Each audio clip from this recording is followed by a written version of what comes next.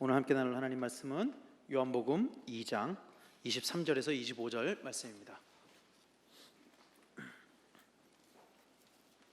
요한복음 2장 23절에서 25절 말씀입니다. 세 절밖에 안 되니까요, 우리 한 목소리로 읽도록 하겠습니다. 시작. 6월절에 예수께서 예루살렘에 계시니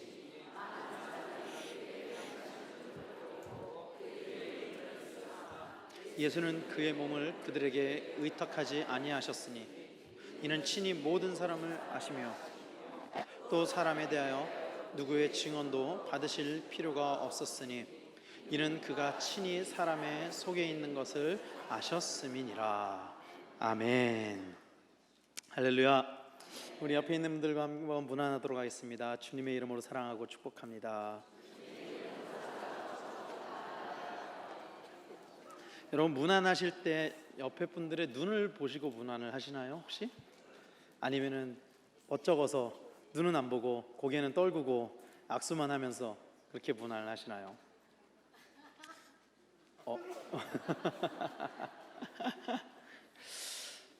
몇 년 전에 굉장히 유행했던 드라마 중에 이런 컨셉의 드라마가 있었어요. 사람의 마음이 읽히는 거예요. 그 사람이 어떤 생각을 하는지 그게 들리는 거예요, 주인공한테. 저 사람이 어떤 생각을 하는지가 다 들리니까 그것을 보고서 예측하고 저 사람이 나쁜 마음을 먹었는지 좋은 마음을 먹었는지 그런 걸 알 수 있는, 아무튼 그런 드라마가 있었어요. 만약에 사람의 마음을 알 수 있다면, 다른 사람의 마음을 알 수 있다면 어떤 일이 벌어질까요? 서로 문안을 하는데 눈을 딱 마주쳤는데 옆에 사람이 말로는 주님의 이름으로 사랑하고 축복합니다 하는데 속으로는 이런 게 느껴진다면 어떨까요, 여러분? 한번 옆에 분들 한번 눈을 좀 한번 마주쳐 보시겠어요? 옆에 분들이 나를 보면서 무슨 생각을 하시나, 어떤 표정으로, 어떤 생각으로 나를 바라보나. 사람의 감정이라는 게 때로는 드러나기도 하고 때로는 드러나지 않기도 하거든요. 근데 드러나건 드러나지 않건 간에 그 사람의 마음을 완벽하게 읽을 수 있는 사람은 아무도 없는 것 같습니다. 그렇죠? 옆에 분들 눈을 아무리 마주쳐봐도 100번을 마주쳐봐도 이 사람이 나를 보면서 도저히 무슨 생각을 하는지, 표정은 웃고 있는데 속으로는 무슨 생각을 하고 있는지 도무지 알 수가 없다는 거죠. 그래서 우리 속담에 이런 속담이 있죠. 열길 물속은 알아도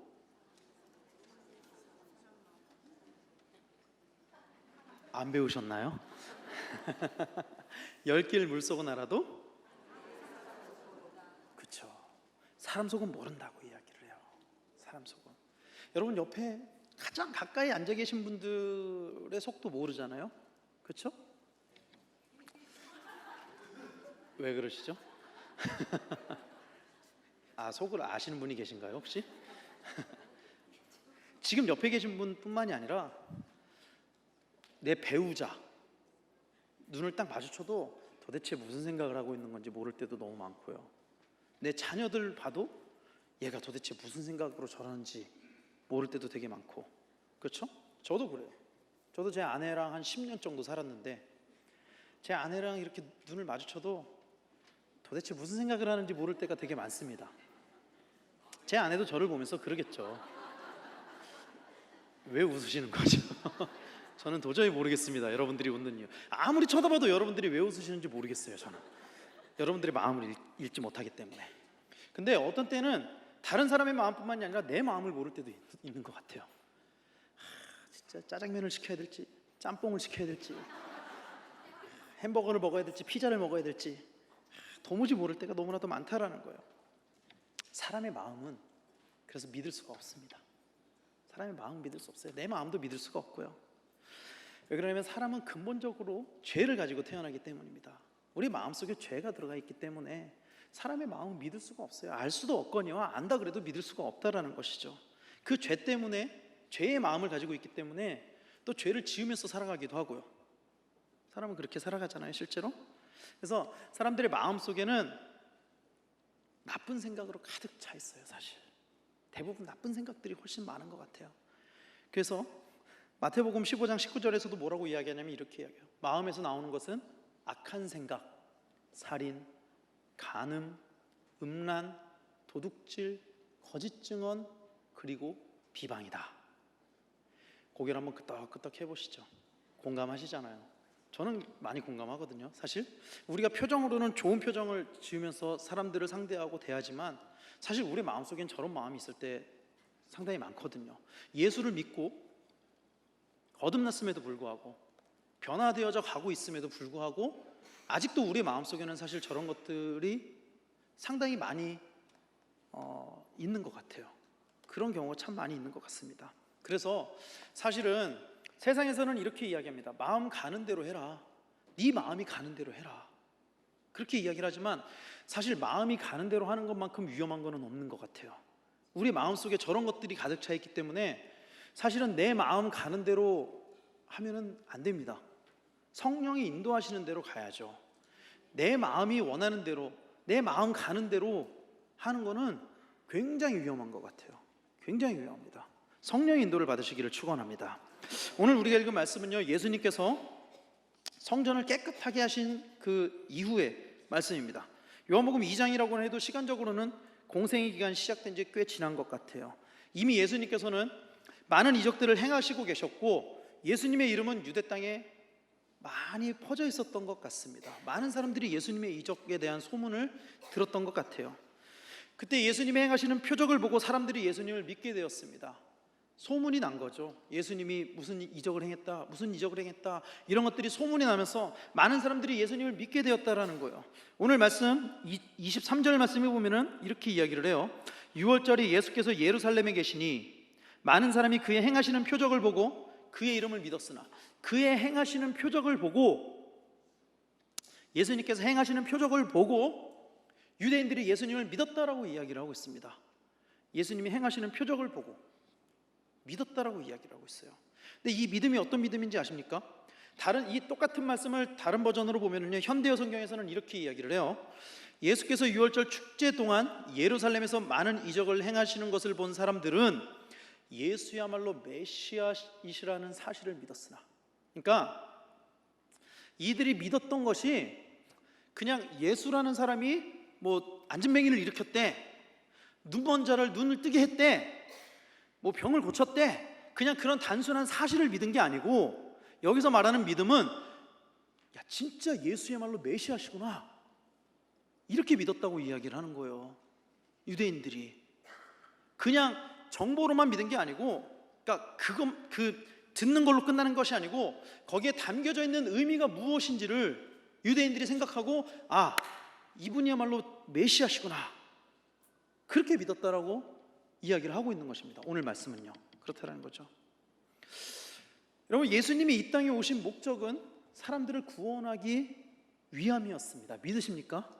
예수님은 사람을 구원하기 위해서 오셨어요.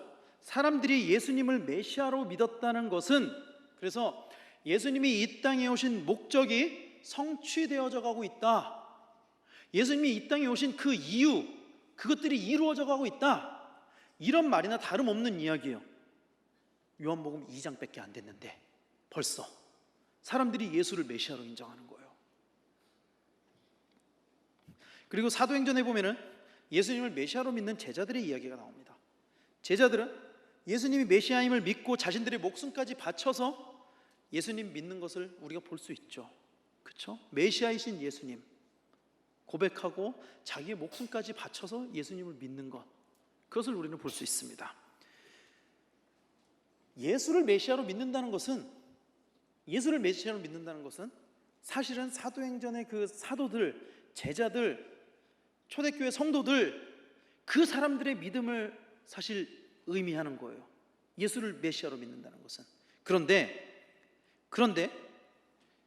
그래서 사실 그 정도의 믿음이면 아마도 믿을 만하다고 여길 수 있겠죠. 예수를 메시아로 믿는다는 것은. 그런데 예수님은 그들을 믿지 않았어요. 예수님은 그들을 믿지 않았습니다. 수많은 유대인들이 예수님을 메시아로 믿었음에도 불구하고 예수님은 그 유대인들을 믿지 않았습니다. 왜 예수님이 그들을 믿지 않았을까요? 예수님이 왜 그들을 믿지 않았을까요? 그들은 예수님을 메시아로 믿었는데. 24절 말씀에 보면은 공동번역으로 이렇게 이야기합니다. 그러나 예수께서는 그들에게 마음을 주지 않으셨다. 그것은 사람들을 너무나 잘 아실 뿐만 아니라, 이렇게 이야기를 하고 있어요. 사람들을 너무나 잘 아신다. 예수님은 사람들을 너무나도 잘 알고 계시기 때문에 그들에게 마음을 주지 않으셨다는 거예요. 사람들을 알기 때문에, 그들 마음속에 더러운 것들이 가득 차 있다는 것을 알기 때문이었습니다. 아까 마태복음에 이야기한 것도 그렇고요. 예레미야 19장 9절에 보면은 만물보다 거짓되고 심히 부패한 것은 마음이라, 이렇게 이야기하거든요. 사람 마음속에는 더러운 것들로 가득 차 있습니다. 마음속에는 이 마음의 문제가 해결돼야 돼요. 마음의 문제가. 그래서 사람이 진정으로 구원을 받기 위해서는 마음, 즉 혼이 구원을 받아야 됩니다. 베드로전서 1장 9절에 믿음의 결국 곧 영혼의 구원을 받음이라 라고 이야기하면서 영어 버전으로는 The salvation of your souls, 이렇게 이야기하고 있거든요. 혼, 믿음의 종국은 혼의 구원이라. 우리 목사님 많이 말씀하시잖아요. 그렇죠? 마음의 문제가 해결돼야 된다는 거예요. 마음의 문제가. 예수님이, 그들이 예수님을 메시아임을 믿었다고 고백을 해도 그들을 믿지 않았던 것은, 대중들이 예수를 메시아로 고백을 했음에도, 그 믿는다고 했음에도 그들을 믿지 않았던 것은 그들의 마음이, 혼이 아직 완전히 변화되지 않았기 때문에, 구원을 받지 못했기 때문이라는 거예요. 왜냐하면 근본적인 구원이 이루어지기 위해서는 십자가와 부활의 복음으로 이것이 이루어지잖아요. 십자가와 부활로. 그런데 그들이 접한 것은 예수님의 이적, 그러니까 뭐 눈먼 자를 눈뜨게 했대, 앉은 뱅이를 일으켰대, 이거를 접한 거지, 그들은 아직 십자가와 부활을 경험하지 않았거든요. 그들은. 그래서 예수님은 그들에게 예수님 자신을 맡기지 않았습니다. 맡기지 않았어요. 그리고 우리가 잘 알고 있는 것처럼 예수를 메시아로 고백했던 그 수많은 유대인들은 나중에 이들이 어떤 짓을 저질렀느냐? 예수를 십자가에 못 박고 말았다라는 거예요. 예수를 메시아라고 고백했던 자들이 예수를 십자가에 못 박았다는 거예요. 예수님은 이미 그것을 다 알고 계셨다라는 것이죠. 예수님을 메시아라고 고백했던 수많은 사람들은 직접적으로 혹은 간접적으로 예수님의 십자가형에 동조했었습니다. 여러분, 사람은 자신의 마음을 아무도 모른다고 생각해요. 내 마음을 누가 아냐? 내 마음을 아무도 모른다. 나랑 가장 가까운 사람도 내 마음을 몰라. 내 진짜 마음을. 사람들에게 드러내지 않는 내 진짜 마음을. 실제로도 사람들은 자기 자신 외에는 그 누구도 자기의 마음을 알지 못합니다. 여기 계신 여러분들 중에 혹시 제 마음을 아시는 분 계신가요? 전달이 안 되나요? 제가 여러분들을 사랑하는 그 마음이? 제 깊은 곳에 있는 진짜 마음은 아무도 모릅니다. 여기 계신 분들이. 매일마다 같이 살아가는 가족들조차도 그 마음을 몰라요. 제 마음을 모를 때가 많아요. 저희 가족들도.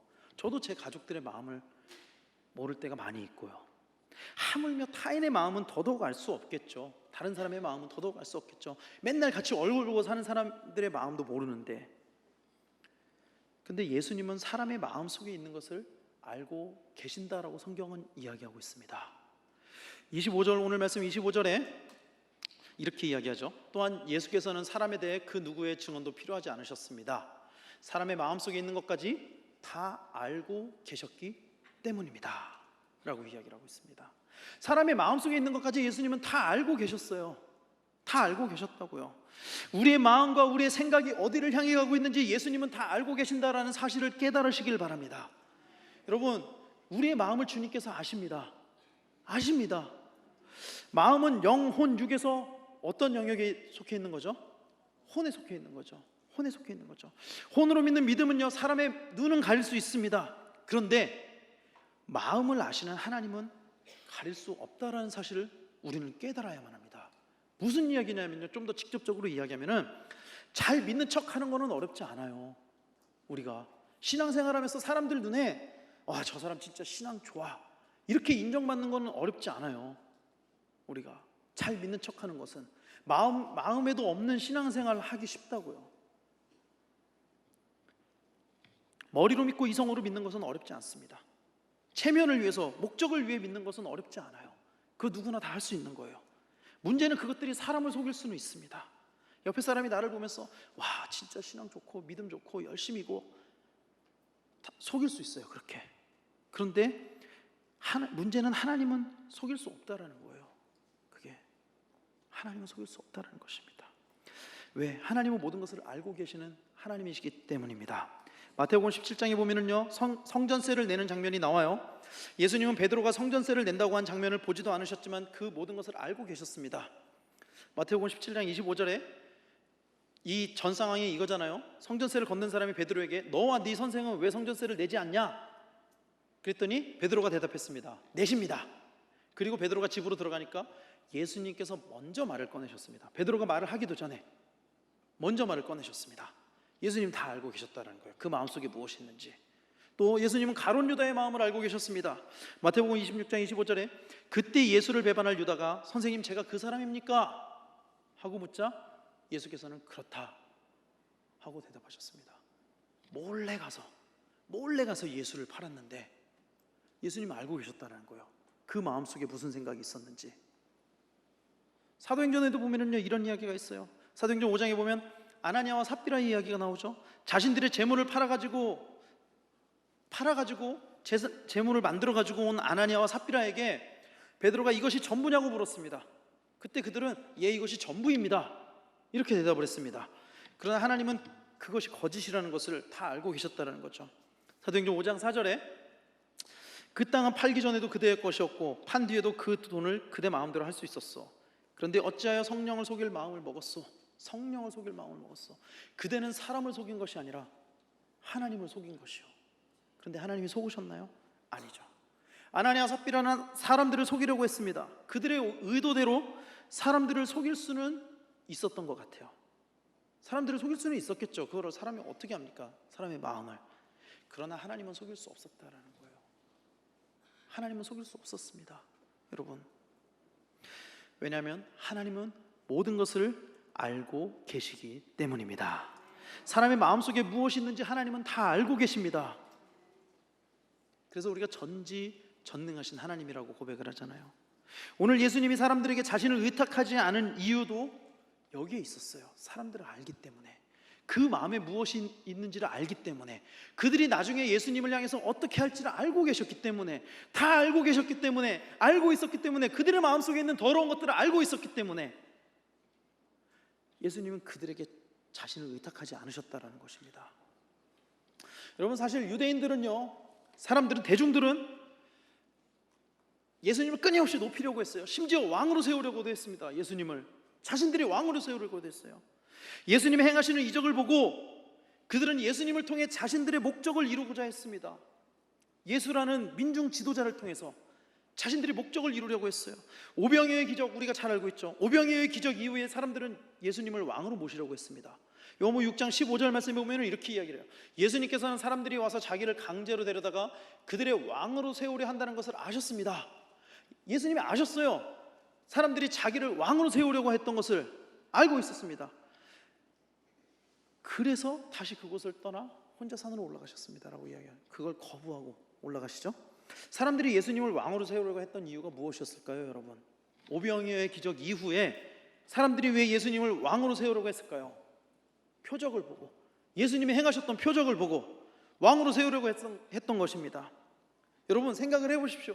그들이 본 표적은 보리떡 5개와 물고기 2마리를 가지고 5,000명을 먹이고도 12광주리를 남긴 그 표적, 그것을 보고서 왕으로 세우려고 했다고요. 자기들의 왕으로 세우려고 했다고요. 무슨 이야기입니까? 예수님은요, 사실 그들의 왕이 아니라 온 천하 만민의 왕이십니다. 믿으십니까?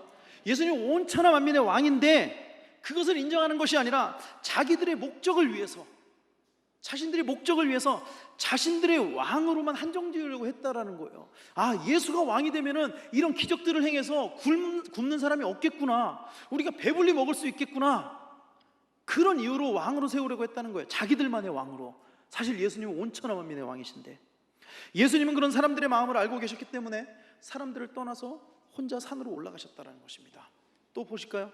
예수님께서 예루살렘에 입성하실 때를 보면 백성들이 이렇게 외쳤거든요. 그리고 예수님을 앞뒤로 에워싸고 가는 군중들은 다윗의 후손에게 호산나, 주의 이름으로 오시는 분에게 찬양을, 가장 높은 곳에서 호산나하고 환호성을 올렸다. 여러분, 다윗의 후손 어떤 의미입니까? 다윗은요, 이스라엘의 가장 위대한 왕이었습니다. 이스라엘의 백성들이 원했던, 향수했던, 이런 왕이 우리에게 나와야 된다고 생각했던 가장 위대한 왕, 누굽니까? 다윗입니다. 다윗. 이스라엘 백성이 원하는 이스라엘의 지도자 다윗. 다윗의 후손으로 예수님을 명명한 것은 어쩌면 자신들의 목적을 이루어줄 민족 지도자로서 예수님이 세워지기를 소망하는 그들의 마음의 표현이었을지도 모른다는 거예요. 다윗과 같은, 다윗의 후손이시여 영광을 받으십시오. 다윗과 같은 우리의 지도자로서.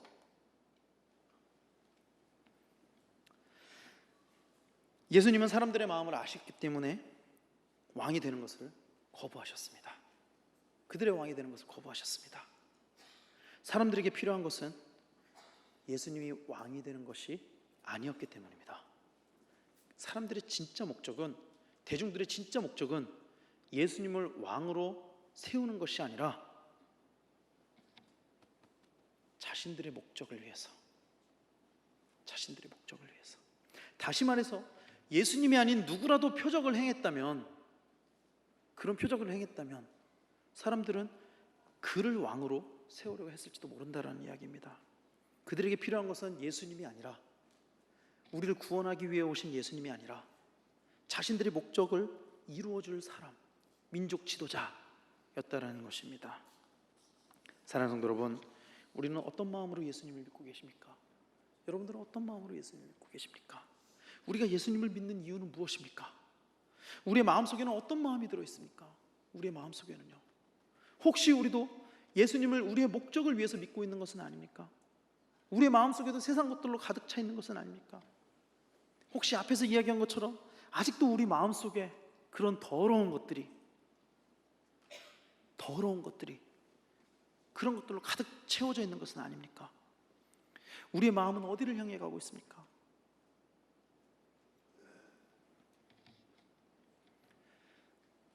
사랑하는 성도 여러분, 우리가 품어야 할 마음은 예수님의 마음인 줄로 믿으시길 바랍니다. 예수님의 마음을 품어야 됩니다.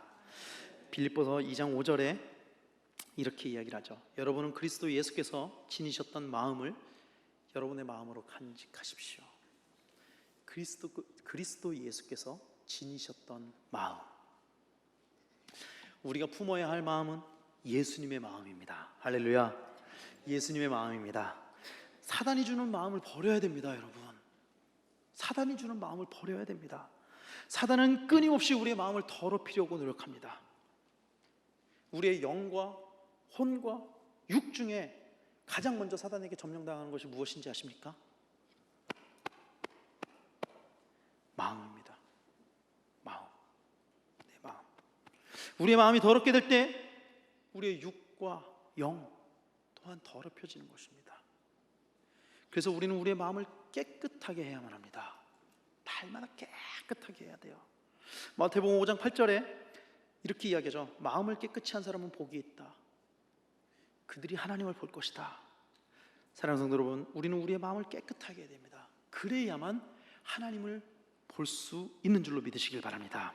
여러분 생각해 보세요. 우리의 믿음의 대상은 하나님이십니다. 우리가 믿는 대상은 하나님이세요. 근데 우리의 육신의 눈으로는 하나님을 볼 수 없습니다. 그러나 우리의 마음이 깨끗해지면 하나님을 볼 수 있습니다. 사랑하는 성도 여러분, 우리의 믿음의 대상인 하나님을 보기를 원하십니까? 하나님 보기를 원하십니까? 그렇다면 우리의 마음을 정결하게 유지하는 성도님들이 다 되시기를 축원합니다. 우리는 우리의 마음을 아시는 하나님 앞에서 우리의 마음을 정직하게 가져가야 될 줄로 믿습니다. 시편 32편 2절에 이렇게 이야기합니다. 마음이 거짓된 것이 없고 여호와께서 그 죄를 인정하지 않는 사람은 행복하다라고 이야기를 하고 있습니다. 하나님은 우리의 마음속을 훤히 들여다보시는 하나님이십니다. 하나님은 우리의 마음속을 너무나도 잘 아시는 하나님이십니다. 그래서 우리가 아무리 거짓을 행하려고 해도 하나님 앞에서는 소용이 없어요. 아무리 거짓을 행하려고 해도, 아무리 하나님을 속이려고 해도 하나님을 속일 수가 없습니다. 여러분, 그러므로 우리는 하나님 앞에서 정직해야 될 줄로 믿습니다. 하나님 앞에선 정직해야 됩니다. 여러분, 비록 그것이 그때 내가 가지고 있는 마음이 악한 마음이라고 할지라도 하나님 앞에선 정직해야 됩니다. 그리고 하나님의 인도하심을 구해야만 합니다. 하나님, 내 마음에 악한 것들이 가득 차 있습니다. 하나님 인도해 주십시오. 인도해 주십시오. 여러분, 하나님을 속이려고 들지 마세요. 하나님은 속지도 않으시는 분이십니다. 내 안에 악한 것들이 있을 때 하나님 앞에 솔직하게 고백하십시오. 하나님, 내 안에 악한 것들로 가득 차 있습니다. 하나님, 깨끗하게 해주십시오. 악한 것들로 가득 차 있는데 내 안에 선한 것들이 있는 것처럼 하나님 앞에 나아가지 마십시오. 하나님 다 아시는 분이십니다. 우리 안에 성령님으로 채우고 성령님의 인도를 구하는 우리 성도님들이 되시길 바랍니다. 우리가 성령 안에 있을 때 하나님은 우리의 생각을 하시고 우리를 위해서 간구하신다고 로마서에서 약속하고 있습니다. 로마서 8장 27절 말씀에 그렇게 약속하고 있죠. 사람의 마음을 꿰뚫어 보시는 하나님께서는, 우리의 마음을 꿰뚫어 보시는 하나님께서는 성령의 생각이 무엇인지를 아십니다. 우리가 성령 충만할 때 성령께서 하나님의 뜻에 따라 성도들을 위해 중보 기도를 하시기 때문입니다 라고 이야기를 하고 있습니다. 사랑하는 성도 여러분, 성령의 인도하심을 받는 성도님들이 되시기를 바랍니다. 하나님은 우리의 마음을 알고 계십니다. 그리고 우리는 또 하나님을 향해서 한 마음을 품어야만 합니다. 하나님을 향해서 한 마음을 품어야 됩니다. 야고보서 1장 8절에 보면은요, 두 마음을 품은 사람은 그의 모든 길에 안정이 없다라고 이야기를 하고 있습니다. 한 마음을 품어야 된다라고 이야기를 하고 있습니다. 두 마음을 품으면 안 된다고 이야기하고 있습니다. 그리고 그 두 마음을 품은 사람에 대해서 이중인격자라고 이야기를 하고 있습니다. 그는 이중인격자이며 이렇게 이야기를 하고 있습니다. 하나님 앞에서는 한 마음만 품어야 되는데 하나님 앞에서 두 마음을 품고 있는 사람, 이중인격자라는 거죠. 하나님은 우리의 마음이 오직 예수님을 향하기를 원하시는 하나님이십니다. 우리의 마음이 오직 하나님을 향하시기를 원하십니다. 사랑하는 성도 여러분, 예수님을 향한 마음을 품어야 될 줄로 믿습니다. 우리의 마음이 어디를 향하고 있는지 예수님은 다 알고 계신다는 사실을 믿기를 바랍니다. 이것이 믿어진다면요, 우리는 우리의 마음을 잡아야 됩니다. 여러분, 우리의 마음을 지켜야 됩니다. 세상을 향해서 자꾸 나아가기를 원하는 그 죄악된 우리의 마음을 잡아야 된다라는 거예요. 이것이 믿어진다면, 하나님께서 우리의 마음을 다 아신다는 사실을 우리가 이것을 확실하게 믿는다면, 하나님을 속일 수 없다는 사실을 우리가 확실하게 믿는다면, 우리의 마음 가운데 세상을 향해서 나아가고 있는 마음, 그 마음을 붙잡아야 된다는 거예요. 우리의 마음을 지켜야 된다는 것입니다. 신명기 4장 9절 말씀에 보면은 이렇게 이야기를 하고 있습니다. 같이 읽어볼까요? 시작. 오직 너는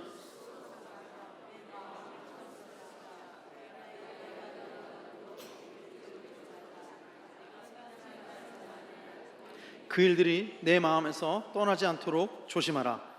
너는 그 일들을 내 아들들과 내 손자들에게 알게 하라. 오직 너는 스스로 삼가며 내 마음을 힘써 지키라. 오직 너는 스스로 삼가며 내 마음을 힘써 지키라. 이렇게 이야기를 하고 있습니다. 쉬운 성경으로는 이거를 어떻게 이야기했는지 아십니까? 이렇게 이야기해요. 그러나 조심하고 정신을 차리시오. 조심하고 정신 차리십시오. 한순간에 딱 놓는 순간, 우리 마음 정신 차리지 못하고 딱 놓는 순간 우리 마음을 뺏겨버린다는 거예요. 우리 마음이 끊임없이 경계하고 정신줄을 꽉 붙잡고 있지 않으면은 계속 세상을 향해서, 죄악된 곳을 향해서 우리의 마음이 간다라는 거예요. 여러분, 사단은 끊임없이 우리의 마음을 흔들어 놓습니다. 우리는 예수님을 믿고 예수님을 닮아가기를 원하지만, 그러나 사단은 우리를 계속 흔들어놔요. 계속 흔듭니다. 계속 흔듭니다.